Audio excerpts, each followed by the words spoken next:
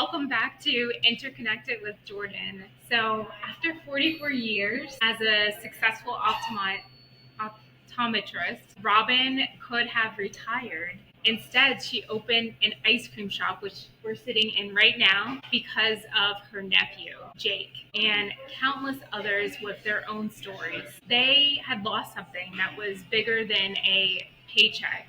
They had lost the chance to be able to show up and matter. So she built a place that proves when people are given a chance to work, value multiplies. Where high school engineers design tools to make cash registers easier to use, where customers can create their own ice cream flavors in the shop, where every shift builds confidence, independence, and community.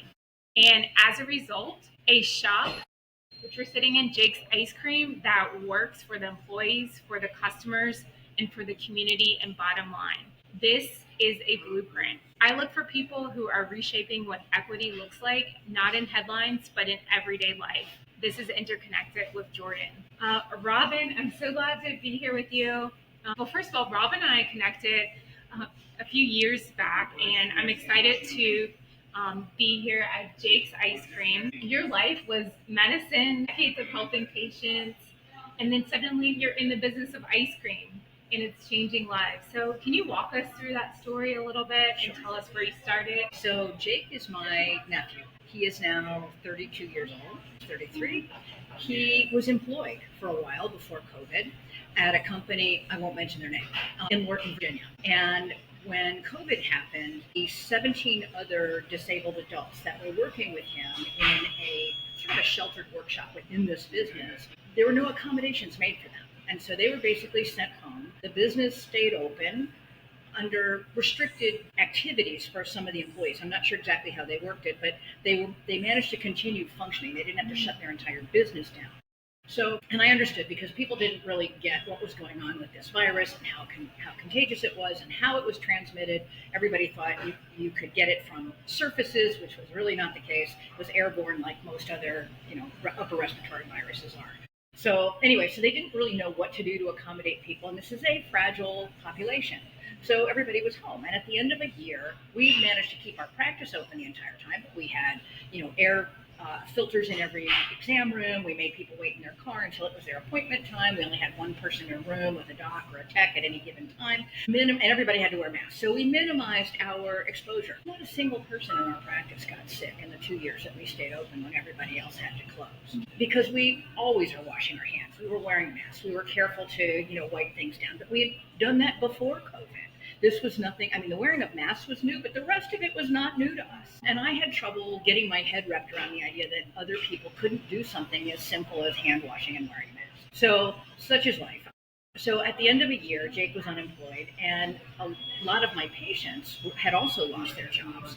I decided that it was time I had already given notice to my partners that I would be retiring. I decided that, all right, instead of retiring, I'm going to open a business for Jake and other people like him so that if it's humanly possible to not shut it down, to keep the business open. My former investment advisor had talked to me for about 5 years about opening an ice cream shop in my retirement. And I used to say to him, Roland, leave me alone. I said, you only have part of my portfolio, but the part that you have is enough for you to understand that I don't need to work after I retire. I'm done. So he was also a patient of mine. He was in the office the summer of 2020, and he said that he had opened up 2 ice cream parlors with a former girlfriend, and said, these are great businesses. They're easy to run. It doesn't take a lot of staffing. Okay.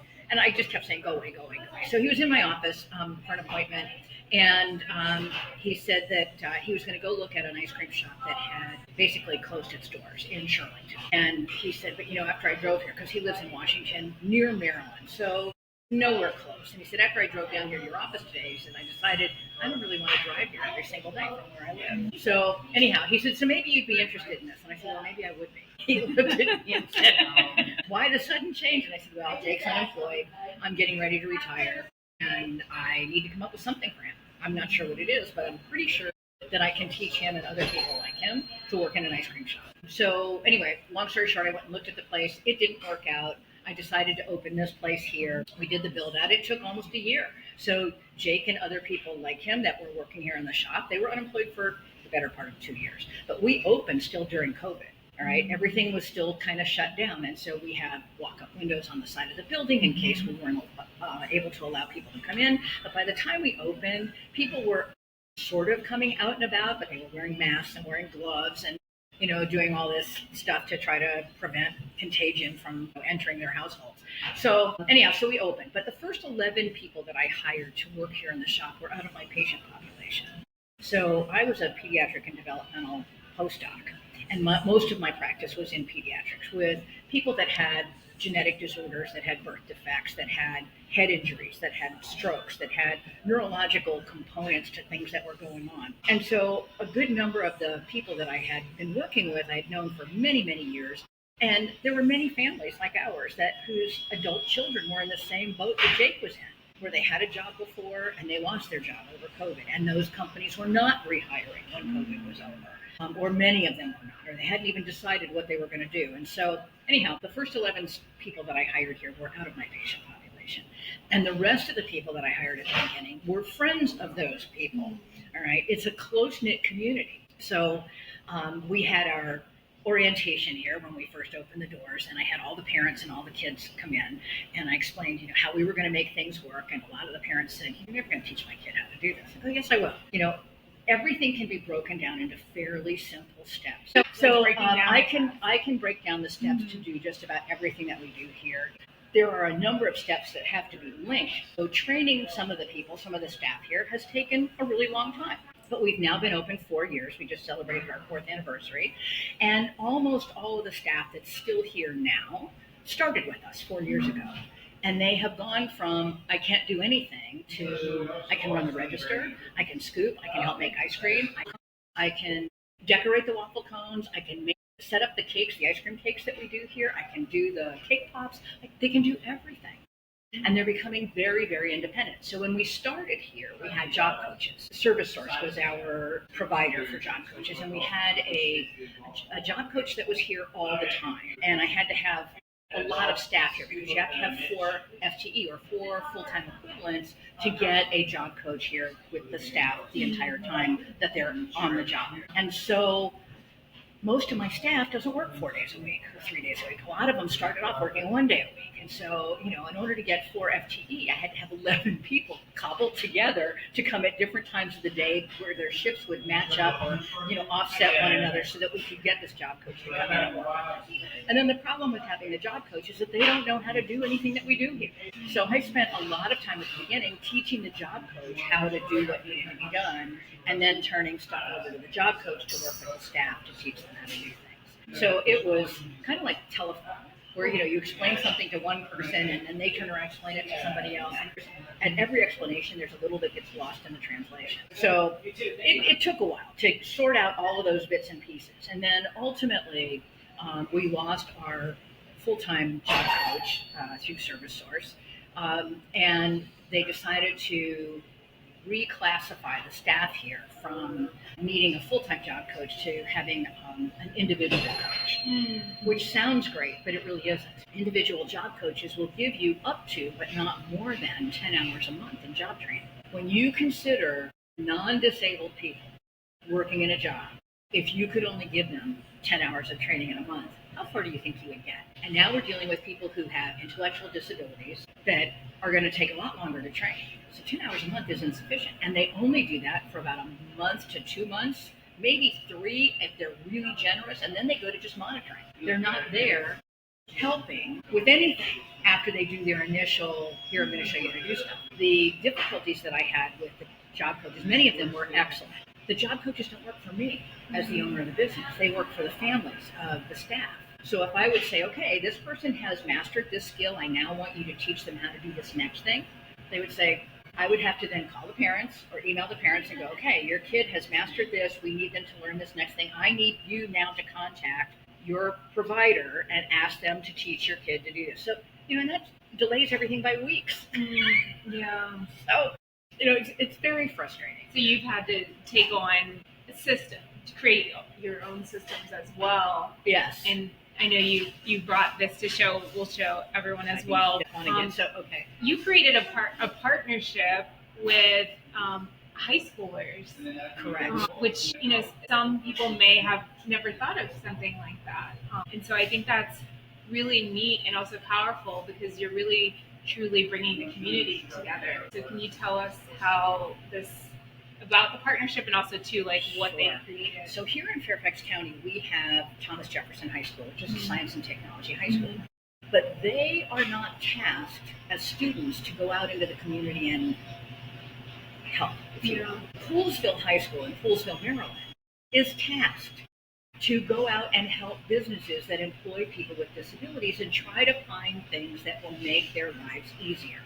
So when we first opened, I got cold called by students at Poolsville High School, and they said, we would like to do an app, at that point, I really didn't have my head wrapped around what we might need. All right, so I know a lot of the staff here have fine motor difficulties, and so when we make the cake pops, we have to put the cake pops into a cellophane bag and then put a twist tie on. And we were struggling with the twist ties and getting the labels off and putting the labels on the bags and things like that.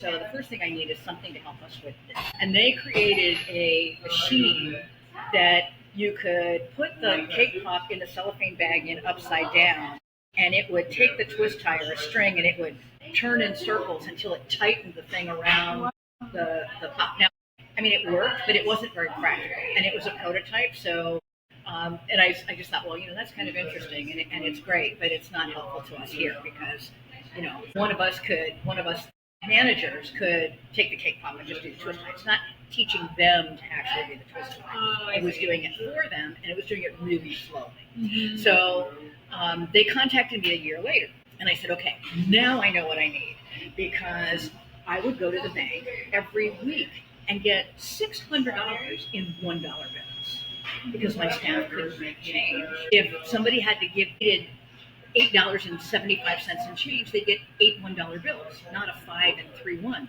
and 3 quarters. All right. If they needed $17 in change, they could count to 17. So whatever the first number was in bills, it was all given in $1 bills to people here.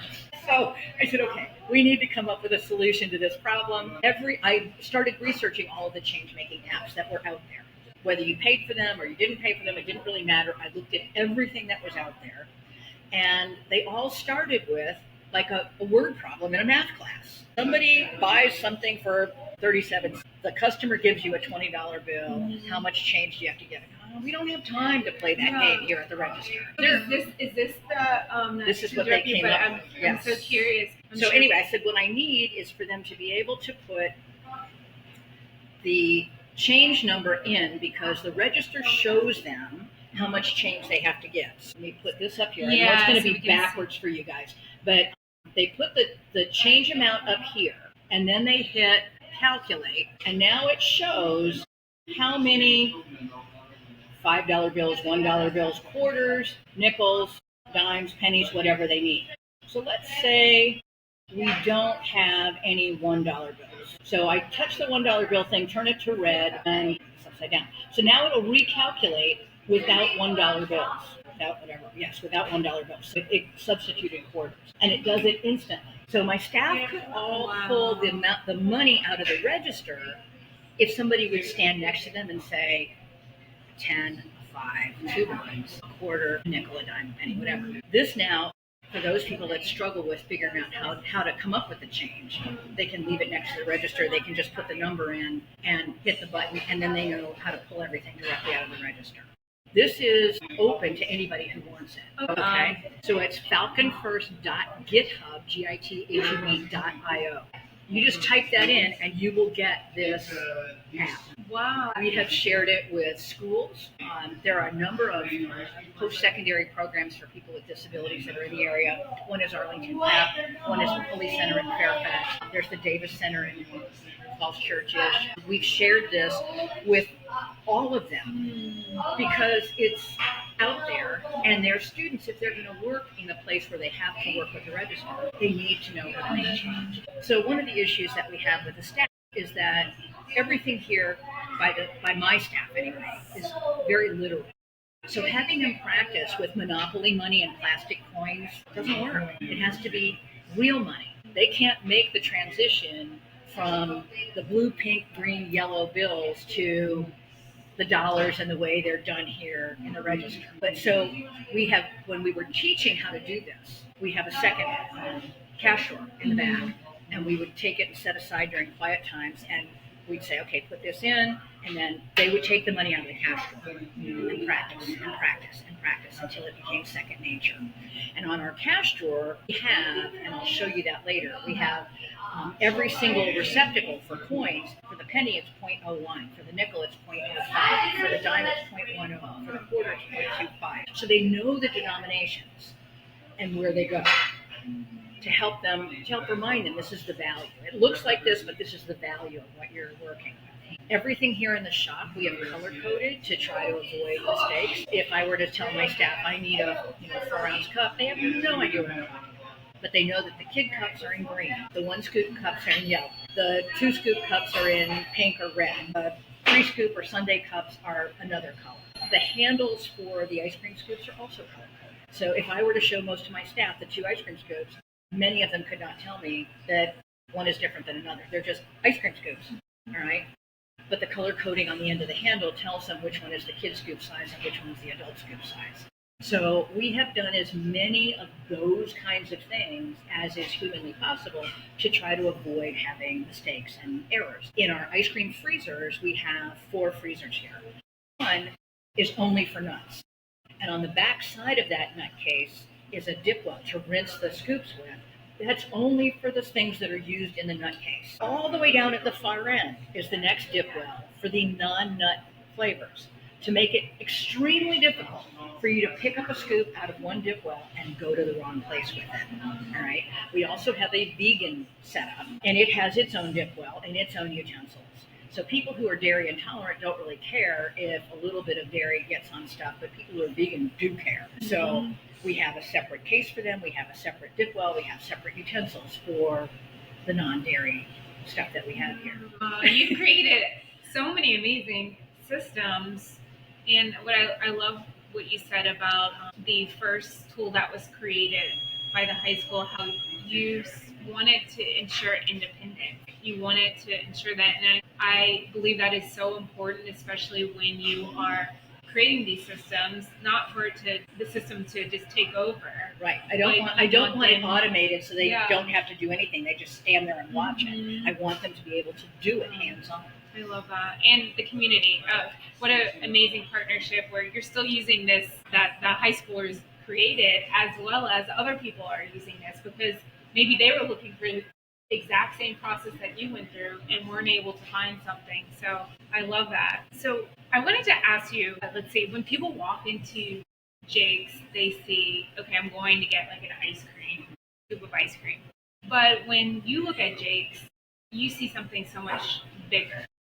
So can you share one thing that when you walk in here that you feel every time that may not be related to even the ice cream itself? So yeah, there's a sense of community here. There's a sense of confidence amongst the staff because they've been told, you can do this, you will do this. No excuses, just keep trying. You're going to master this. Everything is going to be fine. When they're working here, they don't feel like they're different from everybody else. They feel like they're part of the community. Some of them are working towards saving up money so they can get their own apartment. They're working towards various and sundry other goals. It's a social life for them. One of our staff plays keyboards. He came in yesterday. It was not his day to work, but he came and he brought his keyboards in and he made music here for a couple of hours. In the wintertime when it's really quiet, we have bingo games, and one of my staff members has a bingo set and he does bingo calling. Now that particular individual is probably my crowning glory of what we have been able to accomplish with my staff. This is a young man who is quadriplegic, wheelchair bound, with spastic cerebral palsy. He has no use of his arms and legs, but he's got use of his brain, and he has a voice-activated computer that he uses at home. He's here 2 afternoons a week as a greeter in the shop, and he comes in and we tell him what the flavors of the day are and whatever we're doing, and he doesn't know a stranger. He talks to everybody that comes in, and he explains to them what our favorite things are for the day and what we're selling that particular day. But when he goes home, we send him photos, we send him articles, and with his voice-activated computer, he does all of our social media. He uploads all of our stuff, not to the website, but to Facebook, to Instagram, to Yelp, to Google My Business, to whatever. He does all of that on his own. Before he came to work here, he was unemployed because of COVID, but he had been a greeter at Costco for 8 years. And all he did was sit in a wheelchair and say hello to people as they walked in the door. Some of which would stop and chat with him, but most would walk right past. Here, he's gotten to know people. He recognizes them when they come in. He knows what flavors they like. He has a life here. He has a life. He's a real person. He's not just somebody to be walked past and ignored. No different than everybody else that works here. So it's a sense of belonging, a sense of confidence and independence, and I applaud that. And keep in mind, this is Jake's ice cream, but there's also popcorn. We won't go into, but I feel like we'll have to have a part 2. That's my second shop. I was going to open a second ice cream shop because I thought we have enough capacity to make ice cream for 2 shops here, but we don't have enough space for chairs and things on the inside. So I went looking for space. Long story short, I found space that we could afford, too close geographically to here. And if I were to open an ice cream shop there, they were going to raise my rent here, the landlord here. So I just said, nah, we'll do something else. So I decided to do gourmet popcorn. And so we have, in that shop, I learned a lot by having started here. Mm-hmm. And so we didn't start with job coaches there. I hired a staff that was generally a little higher functioning, that needed a lot of coaching and a lot of training, but I didn't have to have a job coach that restricted who could be there and when they could be there.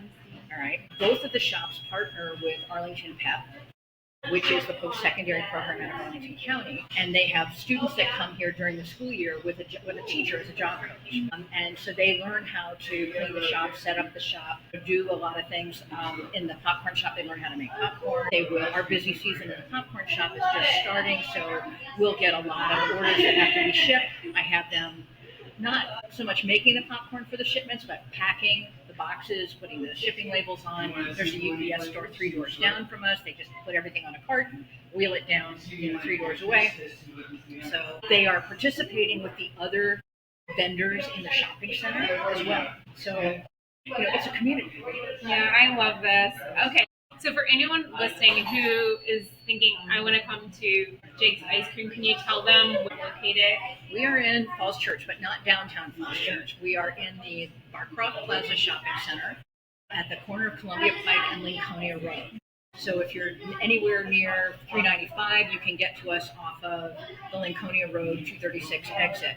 We're not far from Bailey's Crossroads. We're actually between Bailey's Crossroads and Annandale. Awesome. So, okay, you have to come and get your ice cream in Falls Church, Virginia, as well as they do custom ice creams where you can have a group come and create your own custom flavors. So I'll include all the website information as well. Robin, I want to thank you for showing us that ice cream isn't just sweet, but it's also you've created a blueprint.